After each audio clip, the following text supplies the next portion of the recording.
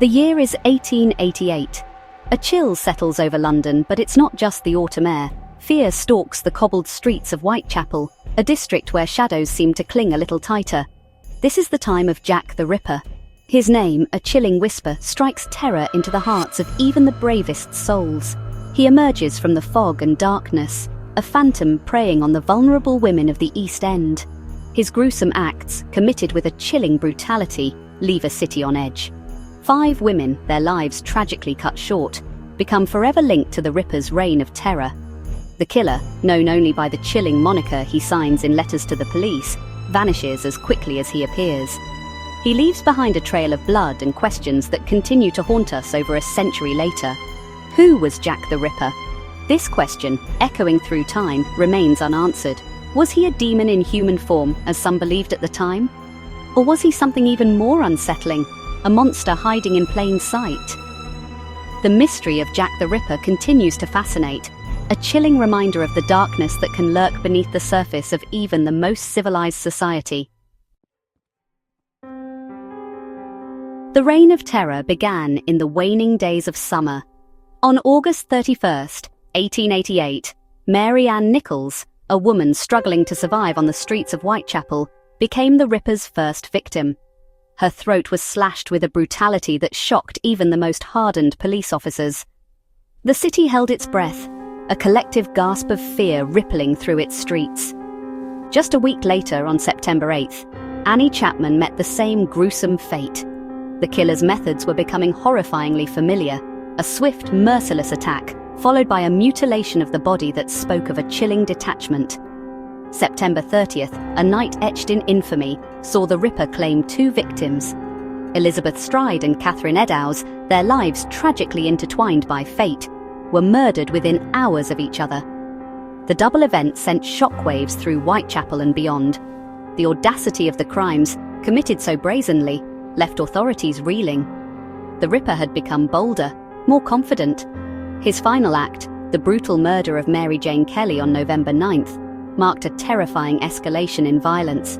The details, too gruesome to recount here, shocked even the most seasoned investigators. The Ripper's reign of terror, though mercifully short, cast a long shadow over Victorian London. Mary Ann Nichols, known to those who frequented the crowded streets and dimly lit pubs of Whitechapel as Polly, carried the weight of a difficult life on her shoulders. Life had not been kind to Polly. She had known hardship, poverty, and the sting of betrayal. On the night of August 31st, 1888, she found herself on the cobbled streets of Whitechapel, desperate for the price of a bed for the night. The details of her final hours are shrouded in the fog of time and speculation. We know she encountered someone, a man most likely, in the darkness. We know that this encounter proved fatal. Polly's body, discovered in the early hours of the morning, bore the unmistakable marks of the killer who would soon be known as Jack the Ripper. Her throat had been slashed with a ferocity that spoke of a rage bordering on madness. The mutilations inflicted upon her body, while less extensive than those found on later victims, were no less disturbing. They hinted at a darkness within the killer, a depravity that sent chills down the spines of even the most seasoned police officers. Annie Chapman's life had been a struggle. She battled poverty, illness, and the cruel hand of fate. Despite it all, she clung to the hope of a better tomorrow. A tomorrow that was tragically never to come. On the night of September 8th, 1888, Annie, like Polly Nichols before her, found herself seeking solace in the anonymity of the crowded streets of Whitechapel. She had fallen on hard times and was desperate for the few pennies that would grant her a bed for the night.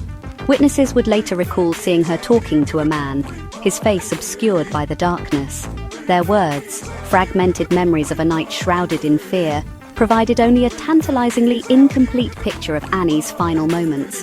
Her body, discovered in the backyard of a tenement building, bore the unmistakable signature of Jack the Ripper. Her throat had been slashed, her body mutilated with a chilling precision that pointed towards a terrifying level of anatomical knowledge.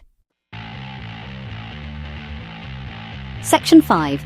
Elizabeth Stride and Catherine Eddowes, A Night of Double Terror. The night of September 30th, 1888, dawned dark and heavy with the promise of rain. It would be a night forever etched in the annals of criminal history. Elizabeth Stride and Catherine Eddowes, their lives brutally cut short by Jack the Ripper. Elizabeth, known as Long Liz, had known hardship. Life on the streets of Whitechapel was a struggle for survival. On that fateful night, she crossed paths with a killer. Her body, discovered in a narrow passageway, bore the Ripper's hallmark. Catherine Eddowes met a similarly gruesome end just hours later. Her body, discovered in Mitre Square, bore the full brunt of the Ripper's depravity. The double murder sent shockwaves through the city. Section 6. Mary Jane Kelly, the final victim. In the annals of crime, some names echo with a chilling resonance. Mary Jane Kelly is one such name. Her story, the final and most brutal chapter, continues to haunt us even today.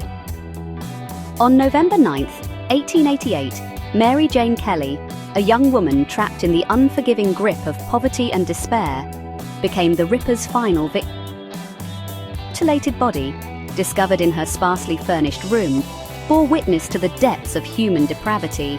The details, too gruesome to recount here, spoke of a rage that transcended even the most brutal acts of violence. The Ripper had final act, a symphony of savagery that left an indelible stain on the collective memory of Victorian London. Mary Jane Kelly's murder marked the end of the Ripper's reign of terror.